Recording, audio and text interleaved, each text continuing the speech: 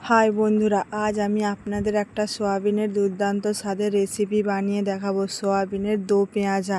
এই রেসিপিটা একবার বানিয়ে খান, মাছ মাংসকেও হার মানিয়ে দিবে, এত খেতে ভালো লাগে, পুরো দুর্দান্ত লাগে সোয়াবিন দিয়ে এইভাবে রান্না করলে। এখানে আমি 200 গ্রাম মতো সয়াবিন নিয়েছি। সয়াবিনটাকে গরম জলে ডুবিয়ে রেখে দিতে হবে, দিলে সয়াবিনটা নরম হয়ে যাবে। এখানে লবণ আর হলুদ দিয়ে গরম জল করে রেখেছিলাম। সয়াবিনটাকে গরম জলের মধ্যে ডুবিয়ে রেখে দিতে হবে। গরম জলে দিয়ে ঢাকনা চাপা দিয়ে রেখে দিব, প্রায় 10-15 মিনিট মতো রেখে দিব, দিলে সয়াবিনটা ফুলে ডবল হয়ে যাবে।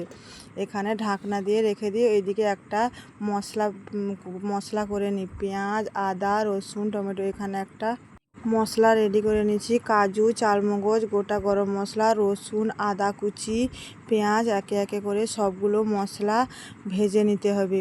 প্রথমে গোটা গরম মশলাগুলো দিয়ে দিব। এখানে আছে এলাচ, লবঙ্গ, দারচিনি, গোলমরিচ।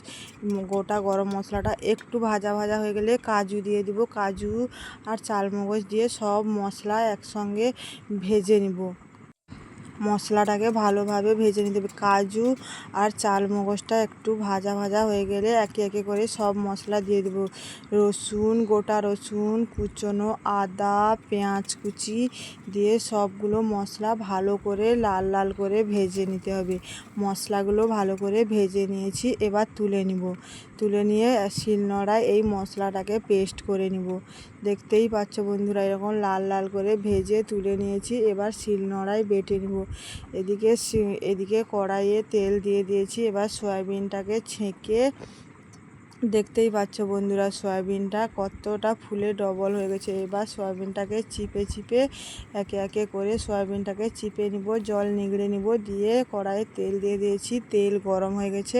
সয়াবিনটাকে ভালো করে ভেজে নিব, লাল লাল করে ভেজে নিতে হবে। সবগুলো সয়াবিন জল থেকে ছেঁকে নিয়েছি। এতে কোনো লবণ আর হলুদ দেওয়ার কোনো প্রয়োজন নেই, যেহেতু সয়াবিনের যেই গরম জলটা ছিল ওতে লবণ আর হলুদ দেওয়া ছিল। এখানে রান্নার জন্য ডুমো ডুমো করে পেঁয়াজ কেটে রেখেছি, পেঁয়াজ কুচিয়ে রেখেছি, টমেটো কেটে রেখেছি। এই যে ভেজে রাখা মশলাটা শিলনোড়ায় বেটে নিব। দেখতেই পাচ্ছ বন্ধুরা শিলনোড়ায় বেটে নিয়েছি। ভেজে রাখা কাজু, চালমগজ, গরম মশলা, পেঁয়াজ, আদা, রসুন সব একে একে করে বেটে তুলে নিয়েছি। এবার রান্নাটা শুরু করা যাক। সয়াবিনটাও ভাজা হয়ে গেছে, তুলে নিয়েছি। বেটে রাখা মশলা, পেঁয়াজ, টমেটো কুচি, কড়াইয়ে বেশ পরিমাণ সরষের তেল দিয়ে দিয়েছি। গোটা জিরে আর তেজপাতা ফোড়ন দিয়ে দিলাম।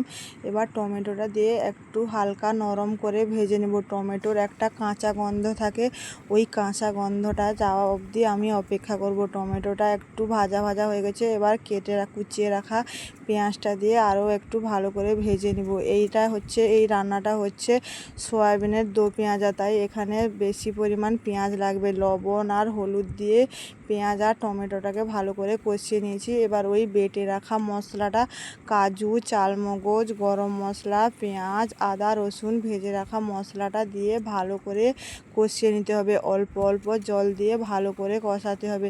দেখতেই পাচ্ছ বন্ধুরা এই রান্নাটা যে এত ভালো লাগে বন্ধুরা, আপনাদেরকে বলে বোঝাতে পারবো না। এইভাবে একবার সয়াবিনকে রান্না করে খাবেন, খেতে দুর্দান্ত লাগে। মশলা থেকে তেল ছেড়ে গেছে, মশলা ভালোভাবে কষানো হয়ে গেছে। এবার ডুমো ডুমো করে কেটে রাখা পেঁয়াজ আর ভেজে রাখা সয়াবিনটা দিয়ে আরও 5 মিনিট মতো কষিয়ে নিব। দেখতেই পাচ্ছ বন্ধুরা ভালোভাবে কষাতে হবে। সয়াবিন আর পেঁয়াজটাকে যত ভালোভাবে কষানো হবে সেই তরকারির স্বাদটা খুব ভালো হবে। এবার গরম জল দিয়ে ভালো করে ফুটিয়ে নিতে হবে। বন্ধুরা আমার এই ভিডিওটা যদি ফেসবুক পেজ থেকে দেখো তাহলে ফেসবুক পেজটিকে ফলো করে দাও, আর যদি ইউটিউব চ্যানেল থেকে দেখো ইউটিউব চ্যানেলটিকে সাবস্ক্রাইব করে পাশে থেকো এরকম নিত্য নতুন ভিডিও দেখার জন্য। আর এই রেসিপিটা যদি ভালো লেগে থাকে তাহলে অন্যকে দেখার জন্য সুযোগ করে দাও একটা শেয়ারের মাধ্যমে। ঝোলটা ফুটে উঠেছে, এবার অল্প একটু চিনি আর গরম মশলার গুঁড়ো আর ঘি দিয়ে নামিয়ে নেব। দেখতেই পাচ্ছ বন্ধুরা। এইভাবে সয়াবিন একবার রান্না করে খাবেন, খেতে দুর্দান্ত লাগে। বাড়িতে যে কেউ আমার বাড়িতে অনেকেই সয়াবিন খেতে ভালোবাসে না, তাই আমি আজকে এইভাবে রান্না করে দিলাম।